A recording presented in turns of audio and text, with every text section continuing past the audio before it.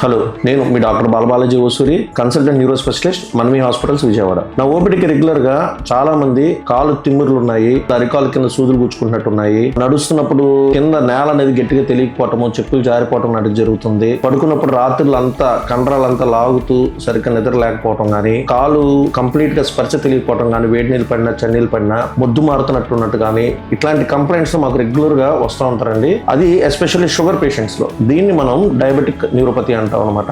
So దీనికి ఈ diabetes ఉన్న పేషెంట్స్ కి షుగర్స్ అనేవి కంట్రోల్ లేకపోవడం, అంటే ఇప్పుడు యావరేజ్ షుగర్ లెవెల్. సో ఈ షుగర్ పేషెంట్స్ కి మనం రెగ్యులర్ గా బ్లడ్ టెస్ట్లో గ్లూకోజ్ లెవెల్స్ చూస్తాం అనమాట. దాన్ని మనం గ్లైకోలేటెడ్ హిమోగ్లోబిన్ అంటాం, HbA1c. అది లెస్ దాన్ 6 అవుతే వాళ్ళకి ఇట్లాంటి కంప్లైంట్స్ ఏమి ఉండవు. ఎవరికైతే మోర్ దాన్ 8 అని అట్లాగా షుగర్స్ కంట్రోల్ లేకపోవడం ఉన్న వాళ్ళకి ఈ కంప్లైంట్స్ తో మనకి ప్రెసెంట్ అవుతా ఉంటారు. వాళ్ళకి మనం రెగ్యులర్ గా షుగర్ అనేది మనం కంట్రోల్లో పెట్టుకుని మనం డయాబెటిక్ డైట్ అనేది మెయింటైన్ చేసుకుంటూ ఉంటే ఈ సిమ్టమ్స్ అన్నిటికి మనకి వాళ్ళకి రిలీఫ్ వస్తుందండి. Thank you.